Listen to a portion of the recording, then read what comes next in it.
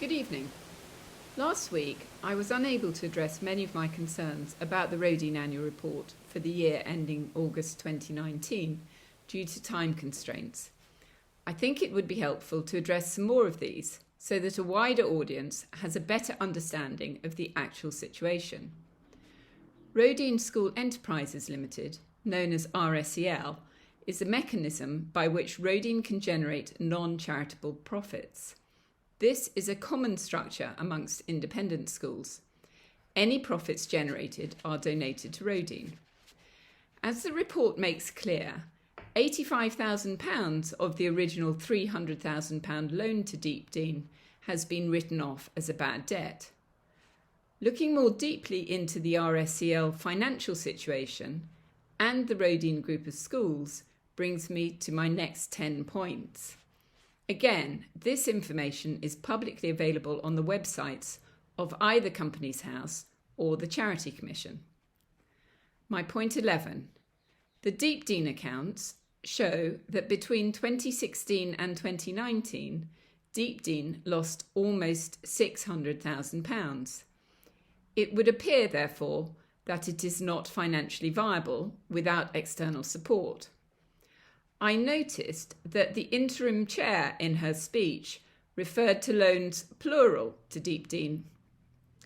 It is therefore likely, without a significant injection of capital, that these loans will need to be written off in the next accounting period, which of course has already ended. Point 12. In the RSEL accounts, I notice that there is a £200,000 increase in administrative expenses for the financial year ending August 2019. This is not explained at all. 13. I also note that the RSEL accounts are unaudited. Turning to Moira House, point 14. At an open meeting held following the announcement of the closure of Moira House, the Council of Rodine said that pupil numbers had dropped by over 30% during Rodine's ownership. This is not what this Rodean annual report would lead me to believe. Point 15. This report makes little sense. It says, and I quote, that Rodine enabled the development of the Moira House model and that Moira House benefited over the year from a sharing of expertise and good practice. It's not at all clear to me what benefit Rodine's involvement was to Moira House, or for that matter, what benefit there was to Rodine. 16. In the year before Moira House was acquired by Rodine, the Moira House losses were £122,000. Since acquisition, losses almost trebled in 2018 and almost quadrupled in 2019. This doesn't sound like a model worth pursuing to me. Returning once again to Rodine, point 17, the balance sheet in these accounts states that Rodine had nearly £3 million in liquid assets, but just over £4 million of short-term liabilities. This carries cash flow risks. Point 18. Council states that its aim with the Roedean group of schools is to build a strong group of schools which can thrive long term. It also says that it wants to expand this group. From what I've seen to date, this is an extremely bad idea, which risks Rodean's financial resources. Point 19.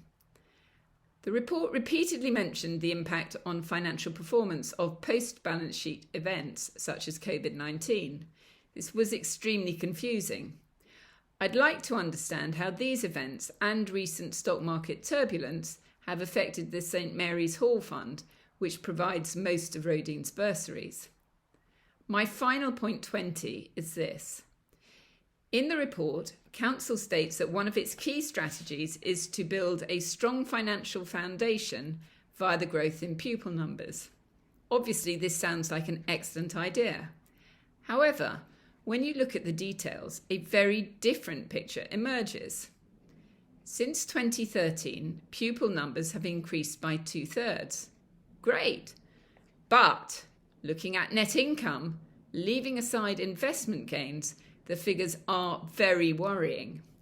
Net profits have dropped by 86%, from almost £900,000 to just over £120,000. I'd suggest, therefore, that this strategy needs much further investigation and analysis.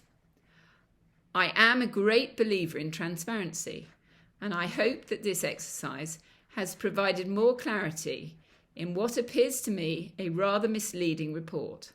Thank you.